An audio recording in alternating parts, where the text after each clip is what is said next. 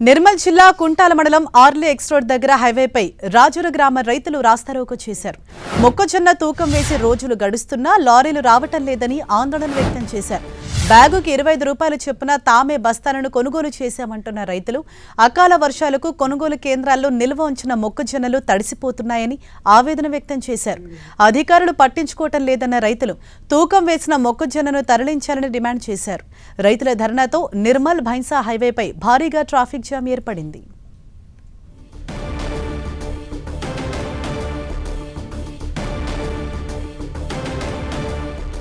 నిర్మల్ జిల్లా కుంటాల మండలం Arli X road దగ్గర హైవేపై రాజుల గ్రామ రైతులు అక్కడ రాస్తారోకో చేశారు. మొక్కజొన్న తూకం వేసి వారం రోజులు గడుస్తున్నప్పటికీ లారీలు రాకపోవడంతో అవన్నీ కూడా అక్కడే గోదాముల్లో ఉన్నాయి, పాడైపోతున్నాయి వర్షానికి అని చెప్పేసి రైతులు తీవ్ర ఆవేదన వ్యక్తం చేస్తూ ఉన్నారు.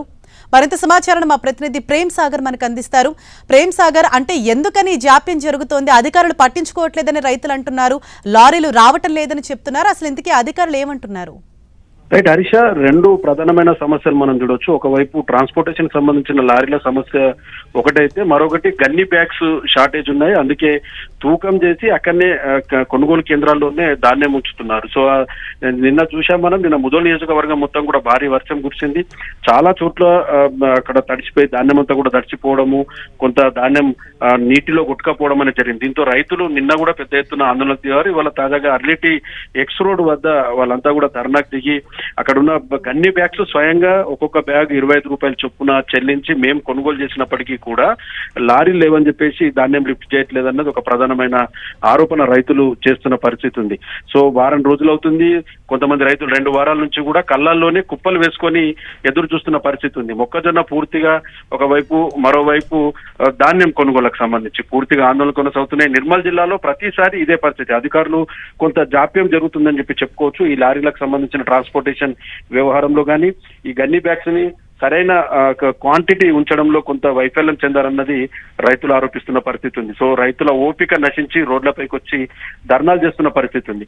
వాస్తవానికి వాతావరణంలో ఎలాంటి మార్పులు లేకపోతే ఇంకా రైతులు ఒక 2-3 రోజులు ఎదురు చూస్తుండే, కానీ ఒక్కసారిగా వాతావరణంలో మార్పులు, ఎప్పుడు వర్షం కురుస్తుంది, అక్కడ ధాన్యాన్ని కానీ మొక్కజొన్నని కానీ కాపాడే పరిస్థితి లేదు. తాడిపత్రులతో ఎంత ప్రయత్నం చేసినప్పటికీ కూడా బలమైన ఈదురుగాలు రావడం, గట్టిగా వర్షం కొట్టడం వల్ల పూర్తిగా ధాన్యం అంతా కూడా తడిసిపోవడం, మొక్కజొన్న పంట కూడా పూర్తిగా నానిపోవడం వల్ల మళ్ళీ తర్వాత ప్రభుత్వం దాన్ని కొనుగోలు చేయడానికి ముందుకు రాదు తడిసిపోయిన ధాన్యాన్ని. సో అందువల్లే ఒకవైపు కాంటాలు జరిగిన తర్వాత కూడా బ్యాగుల్లో లోడ్ చేసిన తర్వాత లారీలు రాకపోవడం వల్ల ధాన్యం అంతా కూడా అక్కడ నిలిచిపోయిన పరిస్థితి ఉంది. సో రైతులు పూర్తి స్థాయిలో నష్టపోయే సిచ్యువేషన్ కనిపిస్తుంది. ఎందుకంటే రీసెంట్ గా జరిగిన పంటల్లో పెద్ద లాభం లేదు. అడపదడప వచ్చిన ఈ పంటలతోనన్నా కూడా కొంత నెక్స్ట్ వచ్చే పత్తి పంటకు కానీ ఇంకా దేనికన్నా ఉపయోగపడుతుందన్న దాంట్లో రైతులు ఎదురు చూస్తున్న పరిస్థితుల్లో ఈ కొనుగోలు కేంద్రాల వద్ద పూర్తిగా ధాన్యాలు 1-2 వారాల పాటు కుప్పలుగా పోసి అక్కడనే నిల్వ ఉంచడం, లారీలు గన్ని బ్యాగుల షార్టేజ్ వల్ల పూర్తిగా ఇబ్బంది పడుతున్న పరిస్థితి ఉంది. ప్రస్తుతానికైతే అధికారులు, పోలీసులు కొంత హామీ ఇచ్చారు, తక్షణమే లారీలు అరేంజ్ చేసి పంపిస్తామని రైతులు ధర్నా విరమించారు. కానీ నిన్న మొన్న మనం చూసాం, చాలా వరకు రైతులు 5 గంటలు 6 గంటలు రోడ్లపై కూర్చొని వంట వార్పు చేసిన పరిస్థితులు కూడా ఉన్నాయి. మొక్కజొన్నల్ని పూర్తిగా లిఫ్ట్ చేయాలి, కొనుగోలు చేయాలని చెప్పి చెప్తున్నారు. అది నిర్మల్ జిల్లా వ్యాప్తంగా. ఆదిలాబాద్ జిల్లాలో కూడా జొన్నలు, శనగలు కొనుగోలు చేయాలన్న ఒక డిమాండ్ ఉంది.